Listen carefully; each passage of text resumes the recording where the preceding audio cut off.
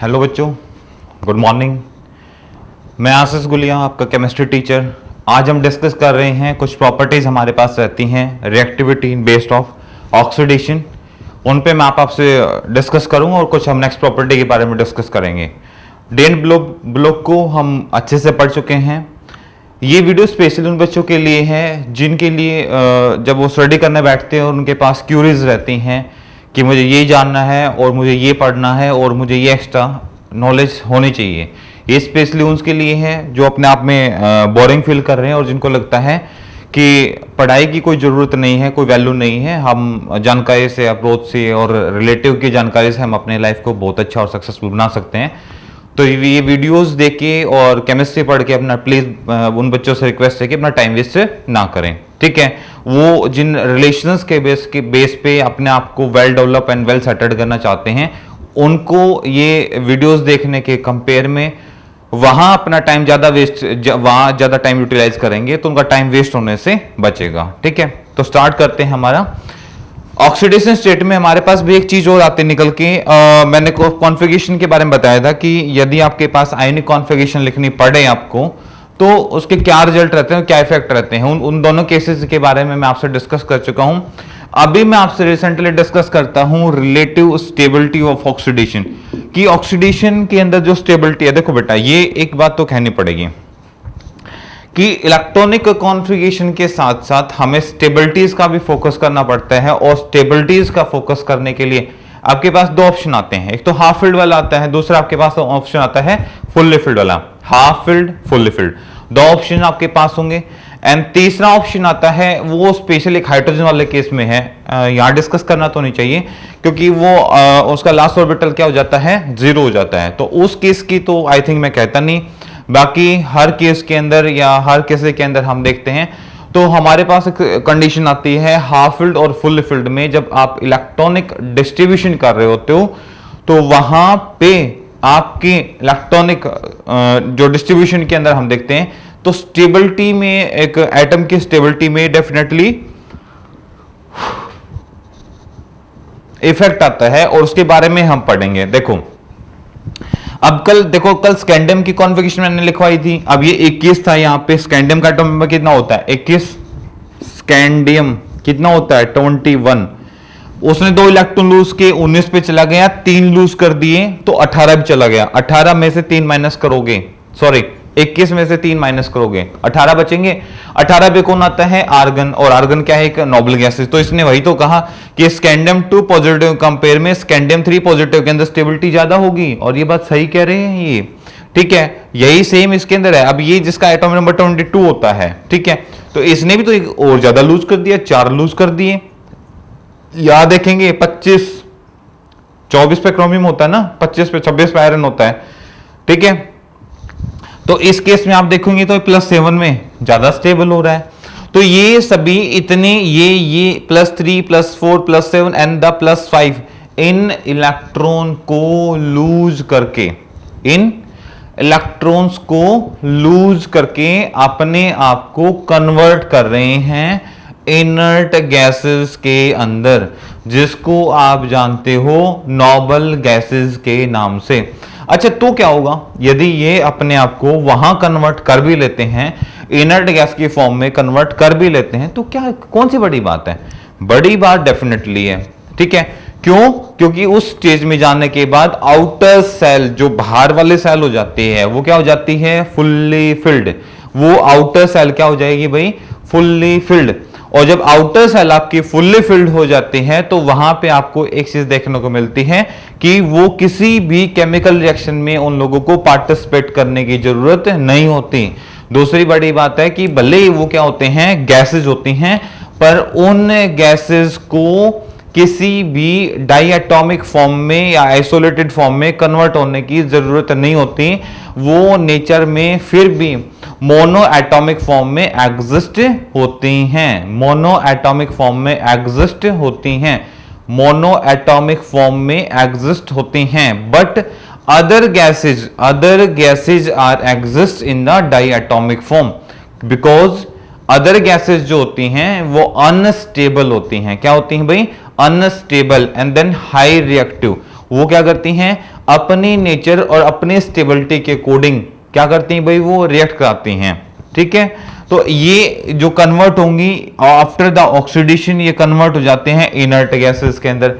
मतलब ये जो कंपाउंड बनाना चाहेंगे बनाने दो, ठीक है, उसके बाद इस कंडीशन में जानने के बाद ये सभी के सभी क्या हो जाएंगे, इनर्ट गैसेस में कन्वर्ट हो जाएंगे।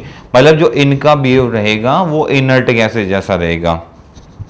फिर ये एक भाई की पूछा है, ये +2 में जानने के बाद क्या हो जाएगा, D5 मतलब D5 की बात कर रहा है। D5 का मतलब क्या कर रहा है पता है आपको, ये हो रहा है हाफ फिल्ड। क्या हो रहा है भाई, ये हाफ फिल्ड। और जैसे ये हाफ फिल्ड होता है तो मैंने अभी बताया हाफ फिल्ड और फुल्ली फिल्ड, सिर्फ दो ही कंडीशंस ऐसी हैं, हाफ फिल्ड और फुल्ली फिल्ड। दोबारा से, दो ही कंडीशन ऐसी हैं, हाफ फिल्ड और फुल्ली फिल्ड। उन दो कंडीशंस पे आपके compare to different atom and compare to same atom, आप सेम के साथ भी कंपेयर करोगे, किसी दूसरे के साथ कंपेयर करोगे, उन केसेस में स्टेबिलिटी ज्यादा देखने को मिलेगी। Cr2 positive chromium and Cr3 positive, 3 positive. ये कह रहा है कि D3 is stable, is more stable then किससे, देन D4। जब किसी ऑर्बिटल्स के अंदर D3 होगा कंपेयर टू D4, तो ये सही कह रहा है। D4 के कंपेयर में D3 के अंदर स्टेबिलिटी क्या रहेगी, ज्यादा रहेगी। और D3 वाले कुछ एलिमेंट्स के बारे में देखोगे तो सीधा इफेक्ट आउटर सेल पे आपको दिखाई भी देगा। ठीक है, D4 की कंपेयर में इन द एक्वस सॉल्यूशंस, कौन से मीडियम की बात की है, देखो इन्होंने यहाँ पे सॉल्यूशंस की बात की है। कौन से सॉल्यूशंस पे, एक्वस सॉल्यूशंस। ठीक है, उसके बाद हम ध्यान देंगे निकल और प्लैटिनम पे। अब देखो प्लैटिनम तो भाई आपको पता है प्लैटिनम के बारे में, और आज आप अपने डेली लाइफ में जो प्लैटिनम का यूज करते हो, platinum are use as a black platinum. हम प्लैटिनम का यूज करते हैं कैसे, platinum use as a black platinum. Black platinum, black platinum आपके जहां इलेक्ट्रिकल डिवाइस लगाए जाते हैं, जहां मीटर लगाया जाता है आपका, वहां पे एक छोटा सा बॉक्स लगाया जाता है ब्लैक कलर का, और मेटल होती है, और वो मेटल कैसे होती है, वो ब्लैक प्लैटिनम के नाम से भी हम उसको जानते हैं। उसके बाद कहता है कि मोर रिएक्टिविटी। अब देखो 2 पॉइंट और मैं आपको एक्स्ट्रा बता रहा हूं, और प्लीज सभी बच्चों से रिक्वेस्ट है कि इन पॉइंट्स को लर्न करेंगे, ये किसी फैक्ट से कम नहीं है। ठीक है, काफी सारे क्वेश्चंस ऑब्जेक्टिव क्वेश्चंस होंगे, उनकी डेफिनेटली वो क्वेश्चंस की हेल्प करेंगे आपको चीजों को अंडरस्टैंड करने के लिए। सबसे पहले मैंने कहा, क्या कहा कि मूविंग अकॉर्डिंग टू पीरियड, जब पीरियड के अकॉर्डिंग। अब ये पीरियड के अकॉर्डिंग कब होता है, पीरियड ज्यादा बच्चों को नहीं पता होगा तो मैं बता देता हूं, जब आप मूव करेंगे लेफ्ट टू राइट, जब आप मूव करेंगे लेफ्ट टू राइट, तो स्टेबिलिटी आपकी हायर हो जाएगी। क्या होगा, जब ऑक्सीडेशन डिक्रीज करेगा, ऑक्सीडेशन क्या करेगा, डिक्रीज करेगा। अब मैंने बोला था भाई ऑक्सीडेशन स्टेट वेरिएबल करती है and depend on chemical reactions, आपकी केमिकल रिएक्शंस पे भी डिपेंड करती है। अब मान लो आप एक बार रिएक्शन हाइड्रोजन के साथ कराओगे, एक बार ऑक्सीजन के साथ कराओगे, तो डेफिनेटली दोनों कंडीशंस पे और उनकी रिएक्टिविटी के बेसिस पे आपको अपना ऑक्सीडेशन नंबर क्या करना पड़ेगा, चेंज करना पड़ेगा। बट ये ओनली यहाँ पे जो बात कर रहा है ये सिर्फ ऑक्सीजन की प्रेजेंस में बात कर रहा है। अब ऑक्सीजन भी आपको मोनोएटॉमिक फॉर्म, डायटोमिक फॉर्म और किस फॉर्म में मिलती है, आइसोलेटेड फॉर्म में। यानी कि आप किस फॉर्म के साथ आप क्या कर रहे हो, रिएक्ट करा रहे हो, आपको स्पेशली इस बात का भी ध्यान रखने की जरूरत है। ठीक है, ये ऑर्डर्स मैंने 4 एग्जांपल समझने के लिए मैंने एक ऑर्डर आपको मैं गिवन कर रहा हूं यहां पे, और 2 ऑर्डर्स ठीक है सभी बच्चों के लिए कंपलसरी हैं फॉर द कमेंट बॉक्स के अंदर। ठीक है, नेक्स्ट आपके पास है कि टॉप टू बॉटम। अब जी टॉप टू बॉटम कब जाते हैं, जब आप अकॉर्डिंग टू ग्रुप स्टडी करते हैं, ज्यादा सोचने की जरूरत नहीं है। जब आप किसी भी पर्टिकुलर ग्रुप की बात कर रहे होते हैं, ठीक है, अब आपने पी ब्लॉक के अंदर सुना होगा group 15, group 16, group first alkali metal, group second earth एल्किन मेटल, ग्रुप 18 नोबल गैसेज। तो जब आप उन ग्रुप्स की बात करते हो तो सेम एग्जैक्ट, देखो मैं मानता हूं आप लोगों को पता है कि ट्रांजैक्शन एलिमेंट्स को लेफ्ट टू राइट पढ़ा जाता है, left to right according to period पढ़ा जाता है, अकॉर्डिंग टू ग्रुप नहीं पढ़ते, क्योंकि वेरिएबल ऑक्सीडेशन स्टेट फॉलो कराते हैं और बहुत सारे एक्सेप्शनल केसेस हमें यहां पे फेस करने को मिलते हैं। ठीक है, इस वजह से तो जब आप टॉप टू बॉटम स्टडी करेंगे तो स्टेबिलिटी विल हाई। अब देखो दो चीजें, जब मैंने अकॉर्डिंग टू मूव किया पीरियड के अकॉर्डिंग, ठीक है, जब मैंने मूव किया पीरियड के अकॉर्डिंग तो वहां पे स्टेबिलिटी क्या होगी, ज्यादा होगी और ऑक्सीडेशन नंबर डिक्रीज करेगा। और जब आप टॉप टू बॉटम चलेंगे तो स्टेबिलिटी इंक्रीज करेगी, कब, जब ऑक्सीडेशन नंबर इंक्रीज करेगा। ठीक है, ऑक्सीडेशन नंबर क्या करेगा, यहां पे इंक्रीज करेगा। फॉर एग्जांपल्स, अब जैसे ये सभी क्या कर रहे हैं, +3 ऑक्सीडेशन फॉलो करा रहे हैं और ये क्या कर रहे हैं, +7 ऑक्सीडेशन फॉलो करा रहे हैं। तो ऑक्सीडेशन नंबर जहां इंक्रीज कर रहा है वहां आपको स्टेबिलिटी भी ज्यादा मिलेगी देखने को।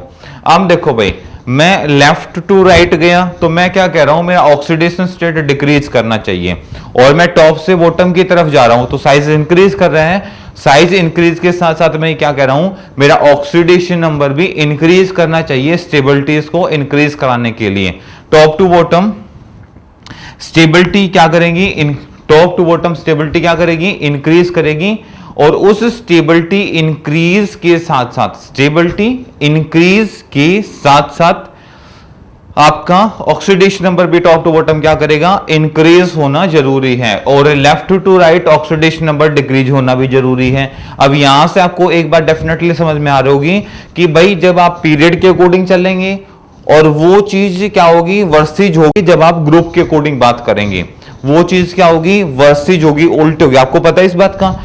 जनरली भी जब आप टेबल की प्रॉपर्टी पढ़ते हैं, पीरियोडिसिटी वाला चैप्टर आपने अच्छे से पढ़ा होगा, मुझे पता है इस बात का, तो आपने देखा होगा जब आप अकॉर्डिंग टू पीरियड मूव कर रहे थे तो आपकी इलेक्ट्रोनेगेटिविटी क्या कर रही थी, इंक्रीज कर रही थी। और जब आप ऊपर से नीचे की तरफ यानी कि टॉप टू बॉटम जा रहे थे या अकॉर्डिंग टू ग्रुप भी बोल सकते हो जा रहे थे, तो क्या कर रही थी, आपकी इलेक्ट्रोनेगेटिविटी घट रही थी, डिक्रीज कर रही थी। तो जो चीज एक लेफ्ट राइट में इंक्रीज होगी वो वर्सेज होगी टॉप टू बॉटम के अंदर।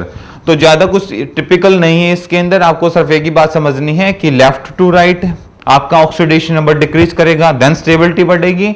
और लेफ्ट टॉप टू बॉटम क्या होगा, आपका ऑक्सीडेशन नंबर साइज के साथ साथ इंक्रीज करेगा, देन स्टेबिलिटी क्या करेगी, इंक्रीज करेगी। 2 पॉइंट है और दोनों को आप याद रखेंगे। ठीक है, कॉपी कीजिए, फिर हम स्टार्ट करते हैं नेक्स्ट टॉपिक को।